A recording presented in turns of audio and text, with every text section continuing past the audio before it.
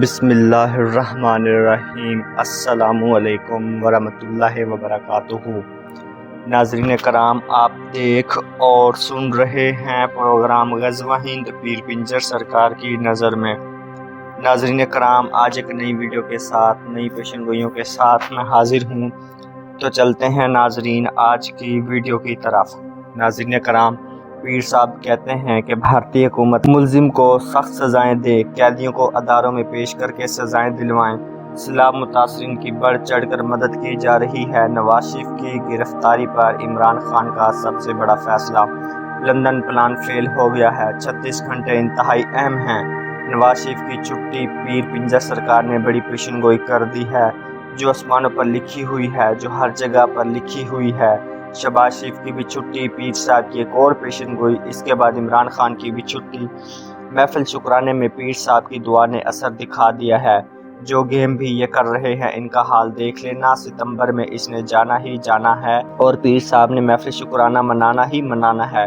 5 اکتوبر کو محفل شکرانہ منانا ہے، جس نے جانا ہے جائے، ہم نے محفل منانی ہے۔ وزیر اعظم عمران خان، آسمانوں پر بڑا فیصلہ ہو چکا ہے۔ نواز شریف کی گرفتاری پر لندن پلان فلاپ ہونے کے 36 گھنٹے بہت اہم ہیں۔ ویڈیو میں نظر آنے والا شخص کون تھا؟ شہباز گل کی ہسپتال سے جاری کردہ ویڈیو نے سب کو پھنسا دیا ہے۔ عمران خان نے سب کی بینڈ بجا دی ہے۔ حالات خطرناک صورتحال اختیار کر چکے ہیں۔ متاثرین کے لیے 1 خرب 30 ارب روپے جمع کر چکے ہیں۔ شاہد خاقان عباسی کہتا ہے اس نے کچھ کیا ہی نہیں ہے، ایسے ہی جھوٹ بولتا رہتا ہے۔ پھر یہ کہتا ہے مفتیٰ اسماعیل نے بوسیدہ معیشت کو سنبھال لیا ہے۔ اللہ کے بندوں، کچھ اللہ کا خوف کھاؤ، یہ سیلاب اللہ کی طرف سے آیا ہے۔ جو ریلیف آ رہا ہے یہ بھی اللہ کی طرف سے آ رہا ہے۔ سب کچھ اللہ کی طرف سے ہو رہا ہے۔ یہ جو بھی تباہی پھیل رہی ہے یہ ہمارے گناہوں کی وجہ سے ہے اور ہمارے حکمرانوں کی نالائکیوں کی وجہ سے۔ اگر ڈیمز بنائے ہوتے تو یہ دن نہ دیکھنا پڑتا۔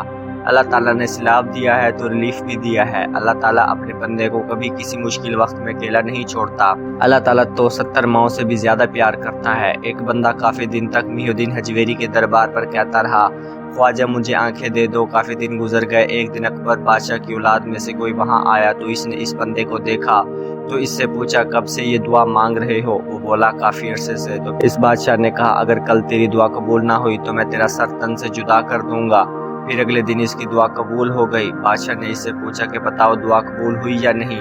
وہ بندہ بہت خوش ہوا کہ اللہ نے اس کی دعا قبول کر لی ہے، ورنہ آج میرا سر تن سے جدا ہو جاتا۔ اس سے بادشاہ نے پوچھا کہ کیسے دعا قبول ہوئی؟ تو اس نے کہا کہ پہلے میں دل سے دعا نہیں مانگتا تھا، اب میں نے ڈر کی وجہ سے دل سے دعا مانگی ہے۔ اس سے ظاہر ہوتا ہے کہ دعا تب قبول ہوتی ہے جب اس کو دل سے مانگا جائے، اگر ایسے مانگو گے تو کبھی قبول نہیں ہوگی۔ معافی مانگنے سے عمران خان نے گریز کر دیا، لیکن الفاظ واپس لینے کے لیے مان گئے ہیں۔ عمران خان کا توہین عدالت میں جواب جمع ہو چکا ہے۔ ججوں کے احسانات کو مجروح کرنے پر یقین نہیں رکھتے، ہمیشہ قانون اور آئین کی پاسداری کی ہے، آزاد عدلیہ پر یقین ہے اور یقین رکھیں گے۔ توہین عدالت کا شوکاز نوٹس واپس لینے کا التجا کر دی گئی ہے۔ بہت بڑی بات ہے۔ رجیم چینج آپریشن کی سازش میں مین کردار کس کا ہے؟ یہ آصف علی زرداری کا ہے۔ مرحوم راز قومی خزانہ سوئے نصیب جگانا نواز شریف کا کام ہے۔ یہ دونوں پلان بنانے کے لیے بیٹھے ہیں، پلاننگ تیار ہے، ان دونوں نے کی، لیکن مین کردار زرداری کا ہے۔ پاکستانی عوام کو خوشخبری دیتا ہوں، پاکستان ٹوٹنے کے لیے نہیں بلکہ تاریخ بدلنے کے لیے بنا ہے اور پاکستان تاریخ بدل دے گا۔ انشاءاللہ پاکستان تاریخ بدل دے گا۔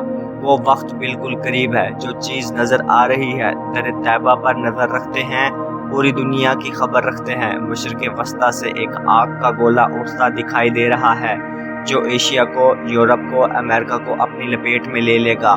گریٹ بلاسٹ کے بعد ٹوٹل بلاسٹ کا وقت بھی قریب ہے۔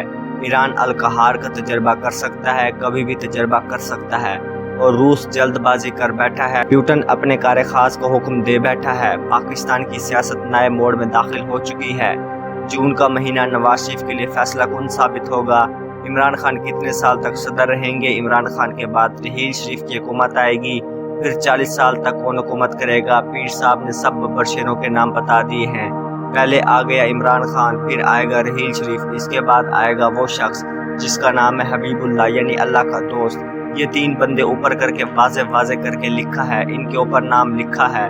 پہلے عمران خان، پھر رحیل شریف، پھر حبیب اللہ ہے۔ ان کے دور حکومت میں غزوہ ہند بھی ہوگا اور تمام بت مندر بھگوان توڑ دیے جائیں گے، ان کے سارے چہلے باہر نکال دیے جائیں گے انشاءاللہ مکمل صفائی ہوگی، ہر چیز نکال دیں گے۔ جیسے حضرت محمد صلی اللہ علیہ وسلم اور حضرت علی نے کعبہ شریف سے بت نکال دیے تھے، ویسے ہی بھارت سے بت نکال دیں گے، پتہ ہی نہیں لگے گا کہ ہوا کیا ہے۔ سب کافر بھی ختم، جعلی بھگوان بھی ختم، اسلام کا ایک شاندار عروج آئے گا، یہاں سے ہی عروج آئے گا، انشاءاللہ بہت بڑا عروج آئے گا۔ ہندوستان کے جو حکمران ہیں ان کو ہتھکڑیوں اور بیڑیوں میں جکڑ دیا جائے گا، ان کو جکڑ کر لایا جائے گا، ایسے لے کر آئیں گے، مزہ آ جائے گا۔ پھر پاکستان کی کیا شان ہوگی، پاکستان کی واہ واہ ہوگی، پاکستان کے کیا نظارے ہوں گے۔ پاکستان نے بھارت پر میزائل داغنے کی رپورٹ کو مسترد کر دیا، یہ بالکل جھوٹ ہے۔ پاکستان کا کوئی ایسا پلان نہیں ہے کہ پاکستان بھارت پر میزائل حملہ کرے۔ مشترکہ تحقیقات کا مطالبہ کرتے ہیں، جو میزائل پھر بھارت نے پھینکا ہے وہ کیا تھا؟ بہانہ بنا کر میزائل پھینک دیا، اگر اس میں وار ہیڈ ہوتا یا کسی آبادی والی جگہ پر گر جاتا تو کتنا نقصان ہوتا، پھر بھارت کو اس کا نتیجہ بھگتنا پڑتا۔ جو تحقیقات انہوں نے کی ہے یہ ہمیں منظور نہیں ہے، ہم نہیں مانتے۔ جعلی رپورٹ ہے، جعلی وزیر اعظم ہے، جعلی کمیشن ہے، سب کچھ جعلی ہے۔ تم شکر کرو پاکستان نے واپس ہی میزائل نہیں پھینکا، نہیں تو پھر تم ہاتھ مسلتے رہ جاتے۔ ایسی غلطی بھی غلطی سے نہیں ہوتی، جان بوجھ کر یہ کام کیا گیا ہے۔ تمہاری ساری رپورٹ جعلی تھی، بی جے پی کی طرف سے توہین آمیز الفاظ کی سخت مذمت کرتے ہیں۔ بھارت میں پاکستان قیدیوں کے ساتھ بہت برا سلوک کیا جاتا ہے، لیکن پاکستان نے کبھی بھی بھارتی قیدیوں کے ساتھ برا سلوک نہیں کیا۔